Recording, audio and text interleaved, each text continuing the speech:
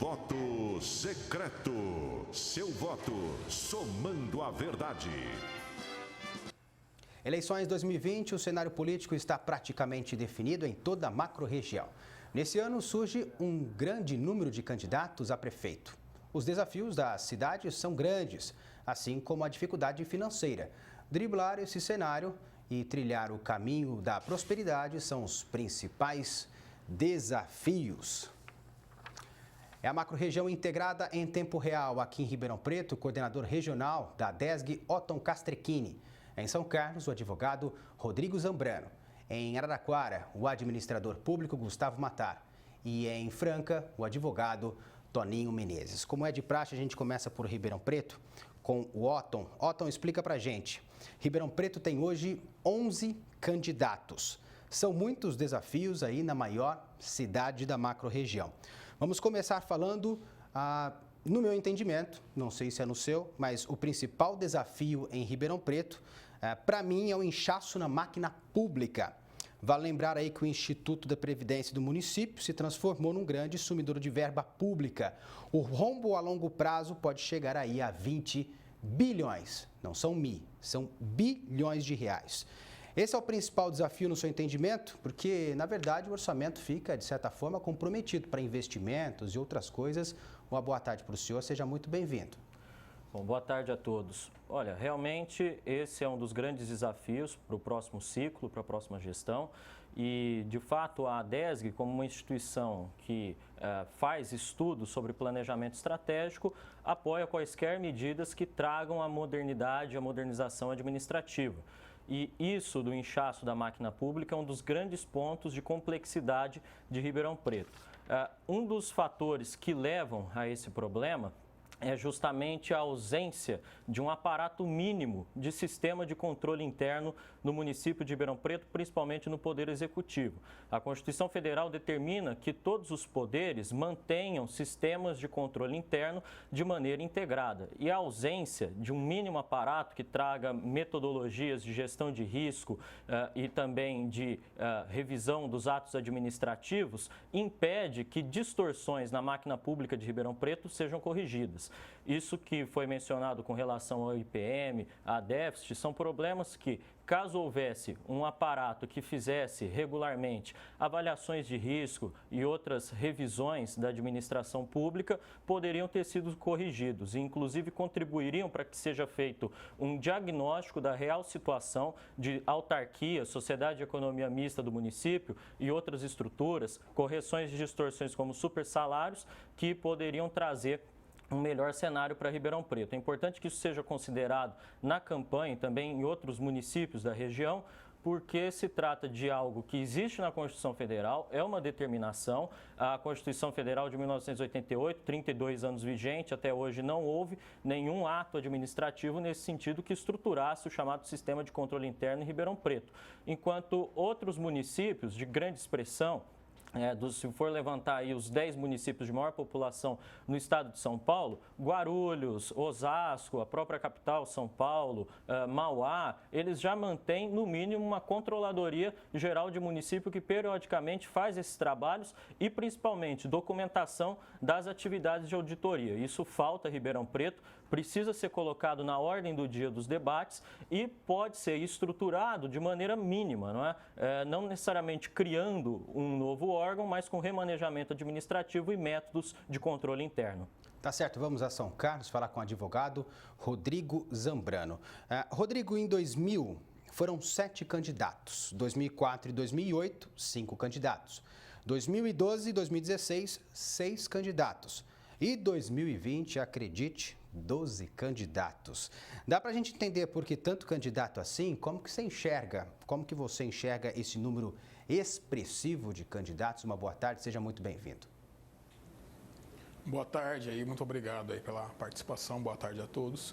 Vemos aqui que tanto São Carlos como outras demais cidades aí da nossa região, os gestores, né, que estarão à frente aí das novas mandatos aí da administração pública têm muitos desafios, né? Especialmente agora, né, que vivemos nessa época, né, durante agora estamos na pandemia virológica aí do novo coronavírus e novos desafios terão que ser enfrentados por todos, especialmente na área da saúde, né? E também nessa área da economia, né? Porque vimos que muito desemprego ocorreu, então são muitos desafios, né? E essa quantidade de pessoas, assim, né, de cidadãos tentando o pleito, para tentar chegar num desafio comum aí de resolver todos os problemas, além dos problemas pontuais que a nossa cidade aqui tem, que todos aqui devem saber. Aqui em São Carlos, a gente tem um problema muito grave, que já não é um problema novo, é um problema mais antigo, que é o caso das enchentes, que atingem a cidade. Principalmente agora nessa época que a gente teve agora no final do ano passado, no começo desse ano, elas foram muito severas, atingindo com gravidade muita região lá do mercado municipal, a região do CRHU, a própria região do entorno do shopping Iguatemi. Então, esse é um desafio muito grande para os futuros gestores que consigam sanar esses problemas aqui na nossa região. Já que o senhor citou as enchentes, eu também ia falar sobre isso, ou seja, elas acontecem sempre no mesmo período, né? Ou seja, falta planejamento. No caso, outro problema também é a saúde. Antes da pandemia, a gente já vinha mostrando vários problemas na saúde. Ou seja, tem tempo para planejar, né? Isso que falta para o pessoal. Planejamento. Esse é o grande problema hoje em São Carlos? Exatamente, para todos os gestores aí, né? O planejamento é uma palavra-chave, né? Isso é importante, né? Então, planejamento de atitudes tanto preventivas, né, como corretivas na área, né? Então, por exemplo, na área da saúde, né, o preventivo ali, né, para prevenção, e também, como você falou, a parte das enchentes. Todo ano São Carlos é atingido. Eu me lembro desde quando eu era pequeno, né, que sempre temos esse problema. E parece que agora está agravando. E um outro problema, só para complementar, que a gente verifica que está se arrastando por um bom tempo também, é a parte do transporte público, né? Precisa ser feita uma boa licitação e contratar uma empresa que preste um serviço de qualidade a todos os munícipes, né? E que é... Ok. Pode concluir, pode concluir. E esse serviço de qualidade, e esse transporte de qualidade, a gente verifica porque a cidade de São Carlos é uma cidade, um município que está crescendo. Então, novos contingenciamentos de novos bairros que precisam ser atendidos aí para um transporte de qualidade. Que qualidade a gente pode resumir um transporte que seja pontual, que a pessoa depende do transporte para o trabalho, para a educação e outros compromissos. Um transporte também seguro, né, que dê segurança aos munícipes, e também a qualidade também no conforto, com veículos em boas condições de uso e limpeza. Exatamente, transporte público será um grande desafio em todas as cidades. Vamos para Araraquara falar com o administrador público, Gustavo Matar. Gustavo, Araraquara também 9 candidatos. Número expressivo para uma cidade do porte de Araraquara. Te impressiona esse número? Boa tarde, seja bem-vindo. Oi, boa tarde. Esse número de 9 candidatos realmente pode atrapalhar um pouquinho o debate, por conta da dificuldade, até da população conhecer a proposta de cada um, a diferença de cada um. Então vai ser um desafio para esses candidatos se destacarem, apresentarem suas soluções diante disso, né? Um dos candidatos é o atual prefeito, de certa maneira é mais fácil mais fácil e mais difícil da população avaliar a gestão atual, né, em relação, inclusive, ao enfrentamento do coronavírus. Esses 8 candidatos vão ter que apresentar o que eles têm de novo, qual que é a diferença. E os problemas são vários, né? Os colegas ali bem citaram, né? Por exemplo, a inundação lá de São Carlos, o colega citou, a gente precisa de uma cidade mais sustentável, uma cidade mais inteligente, com soluções baseadas na natureza. Então, não é só o vírus e a recuperação da economia que vão ser problemas para essa gestão. Transporte, a gente precisa de um transporte seguro, né? Como que esses alunos vão voltar a assistir às aulas presenciais, né? A gente precisa repensar toda a cidade. O inchaço da máquina pública talvez não seja o problema, talvez o grande problema seja a falta de inteligência no tamanho de algumas cidades. Então, o estado grande, em alguns setores tipo saúde, passou a ser uma necessidade. A gente vai ter o quê? Que realocar esses recursos, e aí usando planejamento e controle, igual o colega de Ribeirão Preto bem falou ali do controle interno. Então, planejamento, ter planos de contingência, falta d'água, queimadas, né, soluções além da pandemia, né, combate à dengue, a gente vai ter que transformar esses municípios em cidades mais inteligentes, mais conectadas e mais sustentáveis também. Esse é um desafio. Vamos para Franca falar com o advogado Toninho Menezes. Toninho, recorde também de candidatos em Franca, no total de 8. O que falta para algum deles chamar a atenção do eleitor? Qual deve ser a principal pauta aí em Franca? Boa tarde para o senhor, seja muito bem-vindo também. Boa tarde a todos. Na verdade, aqui em Franca, essa pluralidade de candidatos tem o lado bom que tem a opção para que o eleitor possa fazer sua escolha dentro dos limites, dentro de umas considerações e respeitando todas as ideologias que aqui estão representadas. É óbvio que com esse número de eleitores, provavelmente nós vamos para um segundo turno, onde vai ser debatido os problemas e as polêmicas da cidade de uma forma um pouco mais aprofundada. Franca, nós estamos dentro de uma situação onde todos falam da questão financeira da cidade.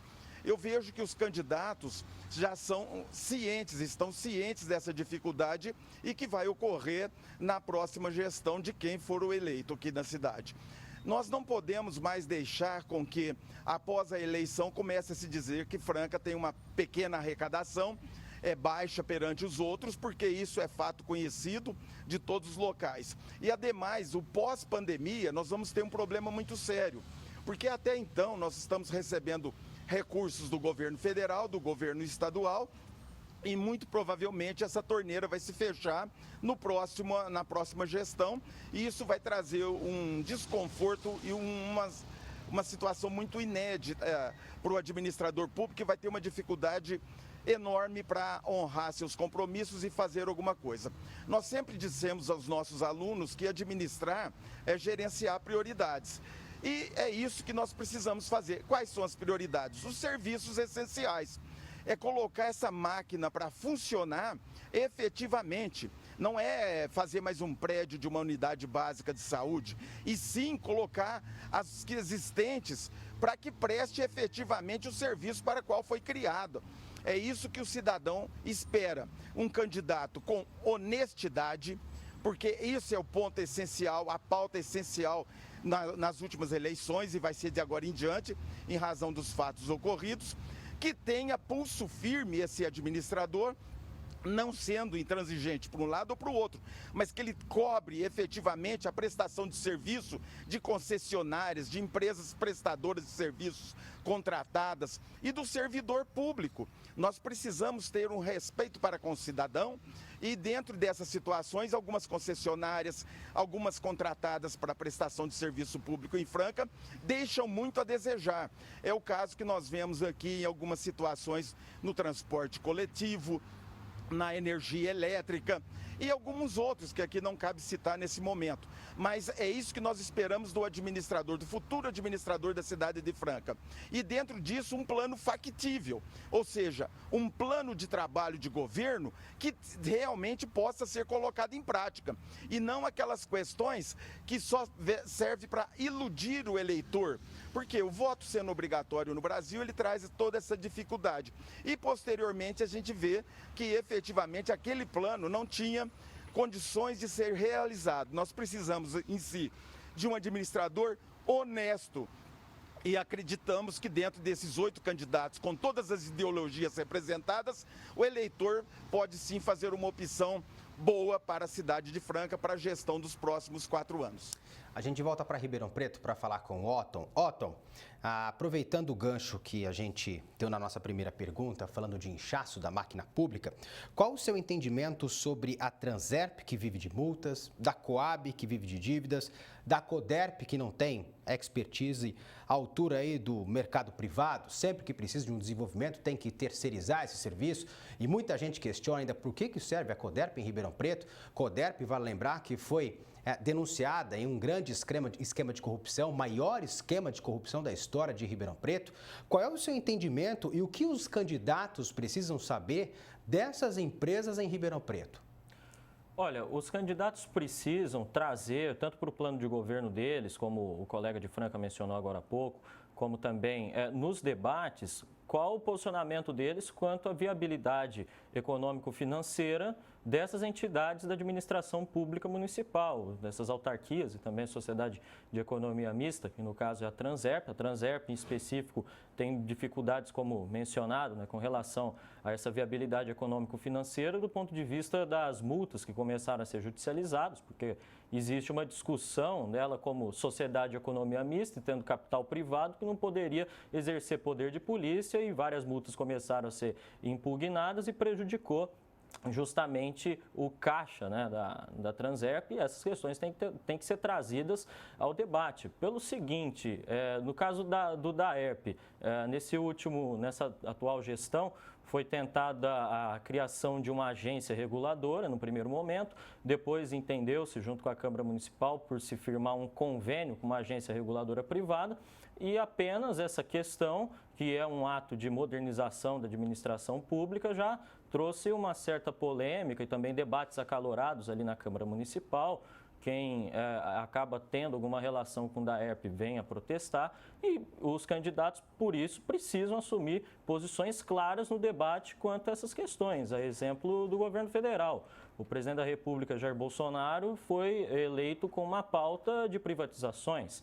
Tanto que nessa semana o próprio presidente da Empresa Brasileira de Correios e Telégrafos já anunciou o início de processo de desestatização da empresa, mesmo diante de uma greve dos Correios. Mas por que isso é possível? Porque o presidente foi claramente eleito com essa pauta, o ministro da Economia, Paulo Guedes, já trazia essas questões desde a época da campanha, e a partir do momento que ele foi eleito com essa pauta de desestatização e de privatização, ele detém a legitimidade popular para levar adiante esse tipo de pauta, assim como os candidatos a prefeito da região precisam já trazer ao debate para, quando forem exercer essas medidas, tenham legitimidade para tal.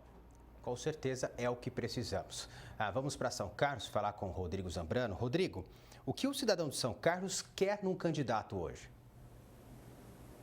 A gente espera aí, né, com nossos futuros gestores, né, consigam sanar tudo, como a gente falou, esses problemas, que a gente tinha os problemas pontuais, como já foi pontuado aqui em São Carlos, como também os outros problemas, né, que a pessoa, assim, que se candidata, né, aquele que se é apto a gerir, e tanto na iniciativa privada, a gente verifica isso, como na iniciativa pública, através da administração pública, né, tem vários problemas que devem ser resolvidos, né, e vários problemas que aparecem constantemente, né, problemas que são conhecidos, como a gente já falou, e demais outros problemas aí que a população espera, né, para trazer assim para elas uma melhor qualidade de vida, visto que todos nós pagamos, né, os nossos tributos, e sabemos que o Brasil tem uma das cargas tributárias mais altas, né?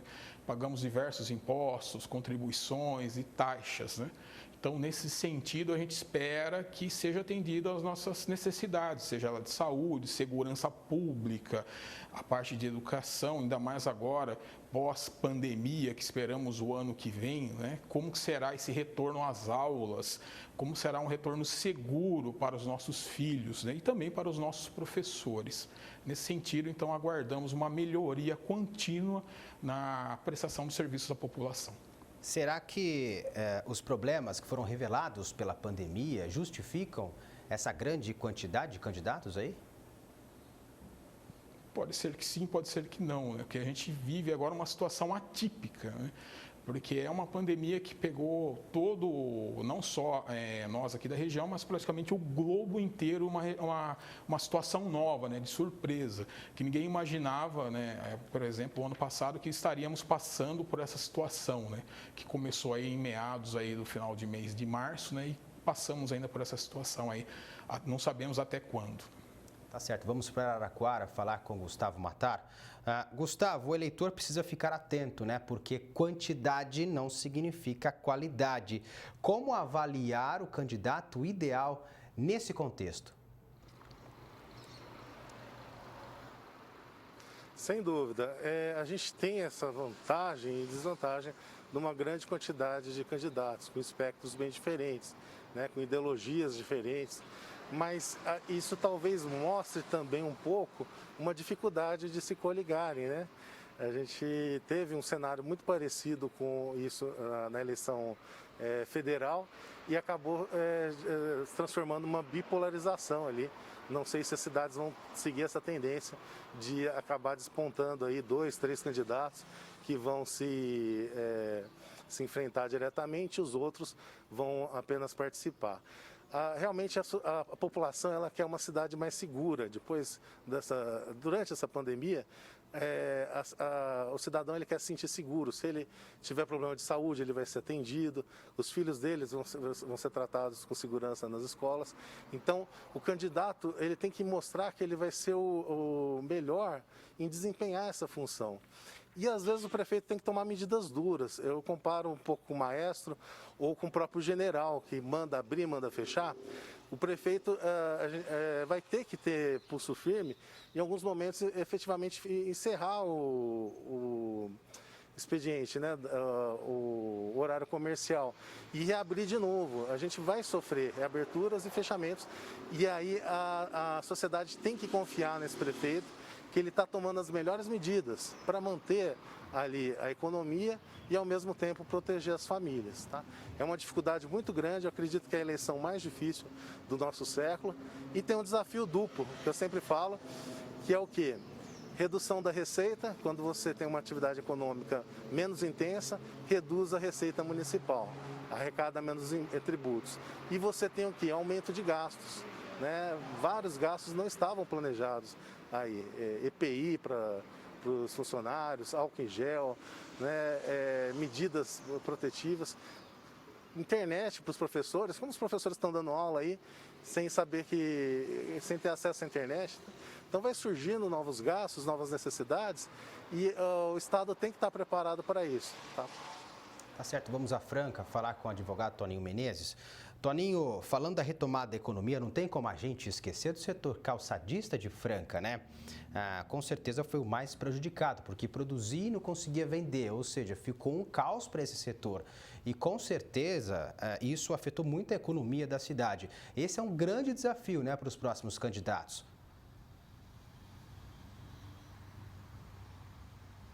Com certeza, esse é o grande desafio, porque a questão econômica de Franca, principalmente porque ela ficou nas últimas décadas apenas dependente de uma economia produtiva do calçados, quando ela deveria, os gestores anteriores, ter aberto o mercado para que você não colocasse os ovos todos numa cesta só, como diz o sistema econômico. Franca ficou décadas e décadas nessa mesma linha, sem abrir alternativas. E agora sofre essa consequência, porque a indústria calçadista, principalmente a de calçados masculino, ela traz uma situação diferenciada.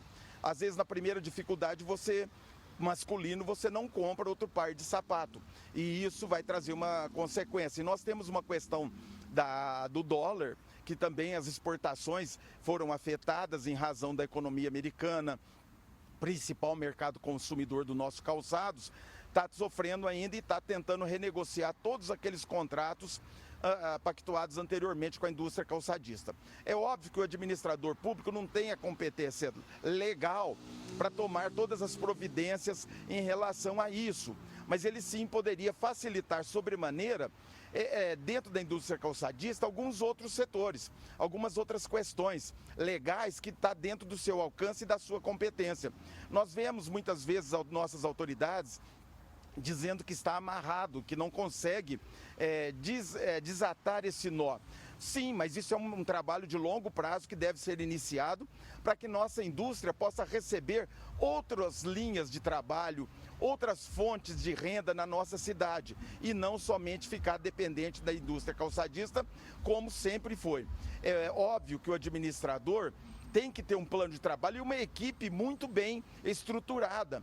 Nós vemos que, às vezes, principalmente agora que vai ter um período de transição muito curto entre o segundo turno e a posse, que não vai dar tempo para se trabalhar efetivamente na estrutura administrativa.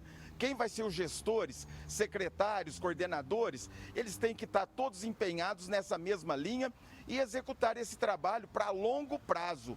Não é um trabalho para 4 anos. Nós vamos sofrer um pouco mais nesse período, mas que se dê o primeiro passo para que nossa indústria seja diversificada aqui na cidade de Franca. Tá certo. Integraram a macro-região na edição deste sábado do Jornal da Clube. Em Ribeirão Preto, o coordenador regional da DESG, Otton Castrecchini. Em São Carlos, o advogado Rodrigo Zambrano. Em Araraquara, o administrador público Gustavo Matar. E em Franca, o advogado Toninho Menezes. Muito obrigado a todos.